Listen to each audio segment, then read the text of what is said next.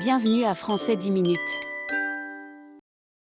La journée à la plage de la famille de Kelvin.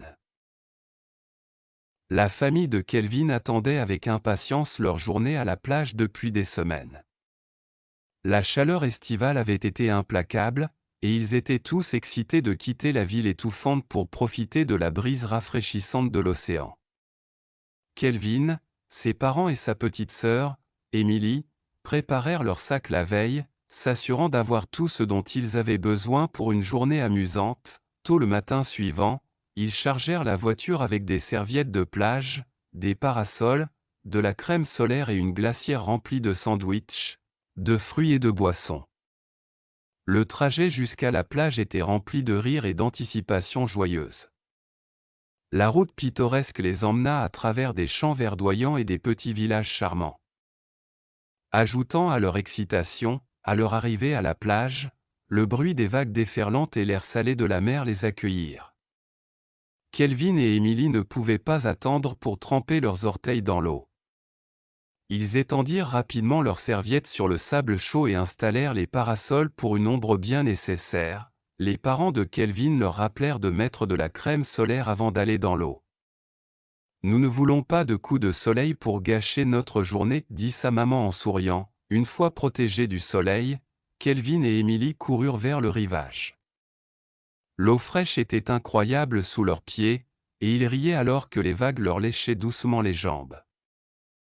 Ils passèrent des heures à jouer dans l'eau, à éclabousser et à construire des châteaux de sable. Le père de Kelvin les rejoignit dans l'eau, leur apprenant à surfer sur les vagues. Emily gloussa en attrapant sa première vague, tandis que Kelvin ressentait une montée d'excitation en maîtrisant la technique.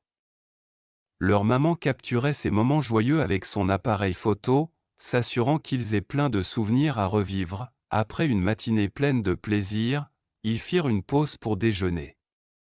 Ils apprécièrent leurs sandwichs et leurs fruits sous l'ombre des parasols, écoutant les sons apaisants de l'océan.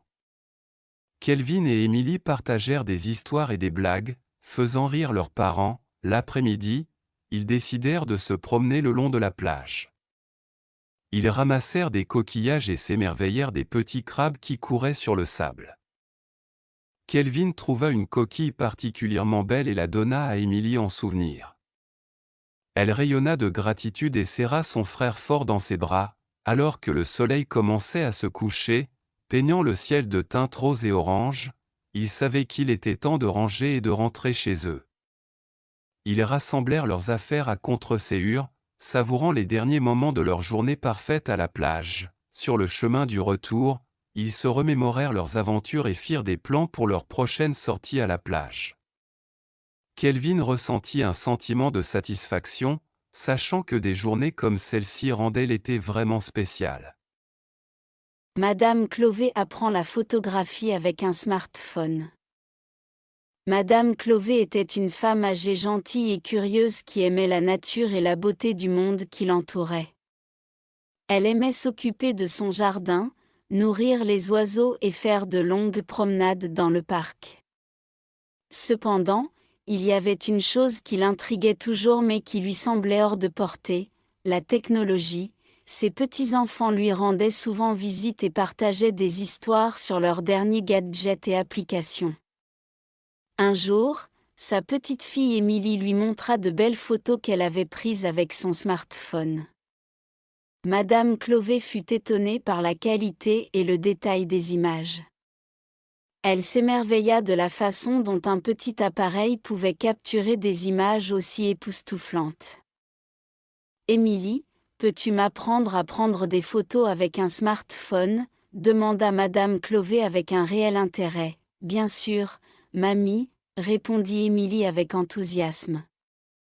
Commençons par les bases. Emily tendit à Madame Clovet son ancien smartphone et lui montra comment l'allumer et ouvrir l'application de l'appareil photo. Elle expliqua les différents boutons et fonctions, comme la mise au point, le zoom et le réglage de l'exposition. Madame Clovet écouta attentivement, déterminée à apprendre. Au cours des jours suivants, Madame Clovet s'entraîna à utiliser l'appareil photo. Elle prit des photos de ses fleurs épanouies, des oiseaux qui visitaient son jardin, et des vues pittoresques lors de ses promenades. Elle était ravie de ses progrès et aimait expérimenter différents angles et éclairages. Un après-midi ensoleillé, Émilie et Madame Clovet allèrent ensemble au parc. Elles marchèrent le long des sentiers sinueux, entourés de verdure luxuriante et de fleurs colorées. Émilie encouragea Madame Clovet à prendre des photos de tout ce qui attirait son attention. Madame Clovet prit avec enthousiasme des photos des roses vibrantes, des majestueux chênes et des canards espiègles dans l'étang.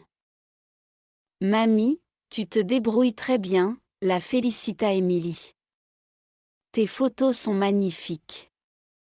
Tu as un talent naturel pour la photographie. » Madame Clovet ressentit un sentiment d'accomplissement et de fierté. Elle avait toujours admiré le travail des photographes mais n'avait jamais imaginé pouvoir le faire elle-même. Grâce aux conseils patients d'Émilie, elle découvrit un nouveau passe-temps qui lui apportait une immense joie. Ce soir-là, Madame Clovet et Émilie s'assirent ensemble et examinèrent les photos sur le smartphone. Émilie lui montra comment éditer et améliorer les images, ajouter des filtres et ajuster les couleurs. Madame Clovet était étonnée de tout ce qu'elle pouvait faire avec quelques tapotements sur l'écran. « Merci, Émilie, » dit Madame Clovet avec un sourire chaleureux. « Je n'aurais jamais pensé pouvoir apprendre quelque chose comme ça à mon âge. » « Tu m'as ouvert un tout nouveau monde », Émilie serra fort sa grand-mère dans ses bras. « Je suis tellement contente que tu aies aimé, mamie. » La photographie est une merveilleuse façon de capturer des souvenirs et de partager la beauté du monde. Continue à t'entraîner, et tu ne feras que t'améliorer. À partir de ce jour, Madame Clovet continua d'explorer l'art de la photographie avec un smartphone. Elle trouvait de la joie à capturer les moments qui faisaient chanter son cœur et à les partager avec ses proches. Sa nouvelle passion la rapprocha de ses petits-enfants et ajouta une nouvelle dimension à sa vie. Le garçon espiègle. Brian était un garçon vif et espiègle qui trouvait toujours des moyens créatifs de se divertir.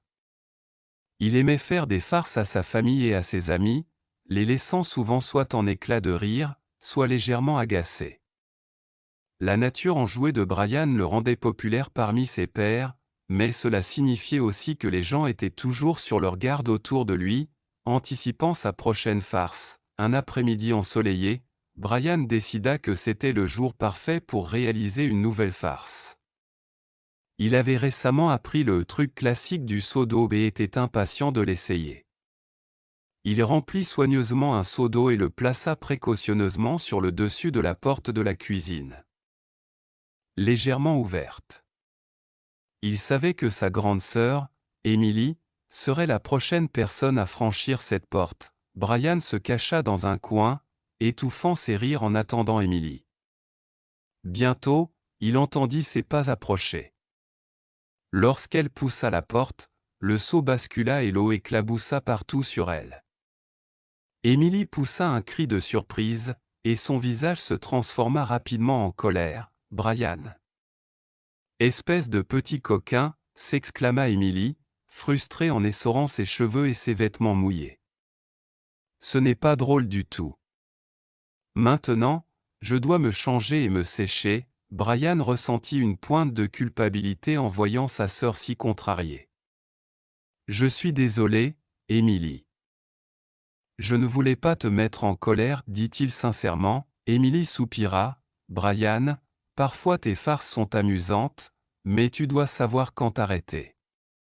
Tout le monde n'aime pas se faire tremper. » Brian hocha la tête, réalisant que toutes ces farces n'étaient pas appréciées. « Je vais essayer d'être plus attentionné la prochaine fois, promit-il. Les farces de Brian ne se limitaient pas à sa famille. Un jour à l'école, il décida de jouer un tour à son meilleur ami, Jake. Pendant la pause déjeuner, Brian échangea le sandwich habituel de Jake avec un sandwich épicé. Lorsque Jake prit une bouchée, Ses yeux s'écarquillèrent et il se mit à éventer sa bouche, cherchant désespérément de l'eau. « Brian, tu m'as bien eu cette fois », réussit à dire Jake entre deux gorgées d'eau. Mais honnêtement, c'était un peu trop. Ma bouche est en feu, Brian rit mais remarqua ensuite l'inconfort de Jake. Désolé, Jake. Je ne voulais pas que ce soit aussi intense, malgré sa nature espiègle. Brian était un garçon au grand cœur. Il savait quand s'arrêter et n'avait jamais l'intention de blesser quelqu'un avec ses farces. Ses amis et sa famille appréciaient son esprit enjoué, sachant que ses farces étaient destinées à être amusantes, même s'ils ne les appréciaient pas toujours. Un soir, les parents de Brian le firent asseoir pour lui parler. « Brian, nous aimons ton sens de l'humour et ta créativité, dit son père, mais souviens-toi d'être toujours attentif aux sentiments des autres. Il est important de s'assurer que tes farces soient inoffensives et agréables pour tout le monde. » Brian hocha la tête, comprenant la sagesse des paroles de son père. « Je promets de garder mes farces amusantes et inoffensives. » Le rassura-t-il. À partir de ce jour, Brian continua ses aventures espiègles, gardant toujours à l'esprit l'importance de la gentillesse et de la considération. Ses farces apportaient des rires et de la joie à ceux qui l'entouraient, faisant de lui un ami bien-aimé et chéri.